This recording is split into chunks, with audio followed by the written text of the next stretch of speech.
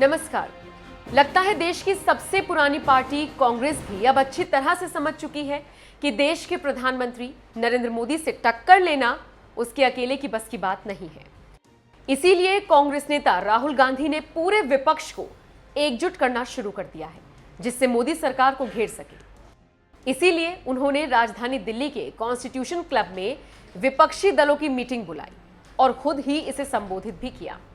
राहुल गांधी पूरे विपक्ष को जुटाकर कहीं ना कहीं मोदी सरकार को अपनी ताकत का एहसास कराना चाहते थे, लेकिन दिल्ली में हुई इस मीटिंग में खुद दिल्ली के मुख्यमंत्री यानी कि आम आदमी पार्टी के अध्यक्ष अरविंद केजरीवाल ही नहीं पहुंचे। यानी हर मुद्दे पर मोदी सरकार का विरोध करने वाली आम आदमी पार्टी ने मोदी के खिलाफ हुई विपक्षी पार्टियों की बैठक से खुद को किनारे करने का फैसला किया। बस यही बात कांग्रेस को इतनी चुभ गई कि सोशल मीडिया पर कांग्रेस की फौज केजरीवाल को बीजेपी समर्थक और आम आदमी पार्टी को संघ का बच्चा तक बताने में जुट गई। कांग्रेस के digital communications and social media coordinator Gaurav Pandhi ने लिखा, जिन लोगों ने सोचा था कि आरएसएस की पालतू संतान आम आदमी पार्टी बीजेपी को चुनौती देने वाले विपक्ष का हिस्सा बन जाएगी, तो मैं उन पर केवल हंस सकता हूं। आपका काम सिर्फ चुनावी संकट में बीजेपी का सामरिक समर्थन तैयार करना है। इसके बाद दिल्ली कांग्रेस के उपाध्यक्ष अली मेहंदी भी आम आदमी पार्टी पर टूट पड़े। उन्होंने तो ट्वीट कर कहा, आज तो ये तय हो ही गया कि आम आदमी पार्टी और भाजपा का गठबंधन है। श्रीनिवास ने भी केजरीवाल के साथ साथ ओवैसी और मायावती पर हमला बोलते हुए पूछा, क्या केजरीवाल की आप, मायावती की बीएसपी और ओवैसी की एआईएमआईएम सत्तासीन बीजेपी गठबंधन का हिस्सा है? यानी ममता बनर्जी, अखिलेश यादव, उद्धव ठाकरे की शिवसेना, लालू की आरजेडी जैसे 14 विपक्षी दलों ने मोदी विरोध के लिए राहुल गांधी के छाते के नीचे आना कबूल कर लिया। लेकिन मायावती की बीएसपी, केजरीवाल की आम आदमी पार्टी और ओवैसी की एआईएमआईएम ने राहुल गांधी के साथ आने से इनकार कर दिया। तो कांग्रेस इन तीनों ही पार्टियों को बीजेपी समर्थक बताने में जुट गई। इस मीटिंग में वैसे तो Rashtravadi Congress Party, Shivsena, Rajad, Sapa, Bharatiya Communist Party, Makapa, IUML, Revolutionary Socialist Party, Kerala Congress M, Jharkhand Mukti Morcha, National Conference, Trinamool Congress और लोकतांत्रिक जनता दल इस मीटिंग के लिए आए थे। लेकिन सबसे ज्यादा फायदा हुआ तो कांग्रेस को, क्योंकि इस मीटिंग का मकसद भले ही तेल की बढ़ती कीमतों और पेगासस मुद्दे पर मोदी सरकार को घेरना रहा हो, लेकिन इसी बहाने कम से कम राहुल गांधी ने देश को यह जरूर बता दिया कि दिल्ली में विपक्ष का कोई चेहरा है तो वो कांग्रेस ही है, जो अपने दम पर सभी विपक्षी दलों को एकजुट कर सकती है।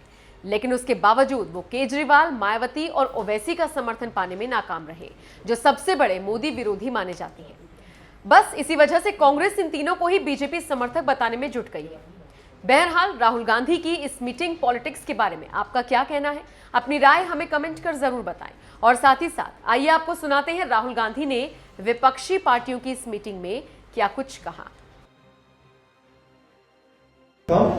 For the BJP to suppress it and the RSS to suppress it. We of course have slightly different perspectives on the world. We come from different states, we come from different ideas. But I think we should develop a foundation of unity. And then within that foundation of unity, we can have a few discussions and few arguments where we disagree with each other. But I think it is important that now we start to come up with the principles of the foundation of this unity. Finally, Kharge ji mentioned something which is, I don't know if many of you would like to do it or not, and it's completely up to you. I thought that as far as the fuel price is concerned, the people of India are struggling.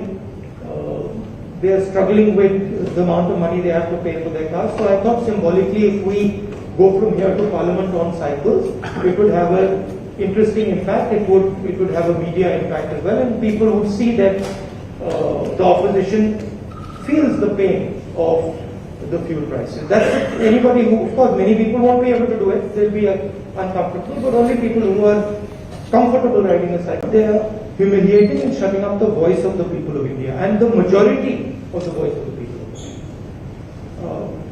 The single most important thing in my view is that we unite this voice. The more this voice unites, the more powerful this voice will become and the more difficult it will become for the BJP to suppress it and the RSS to suppress it. We of course have slightly different perspectives on the world. We come from different states, we come from different ideas. But I think we should develop a foundation of unity.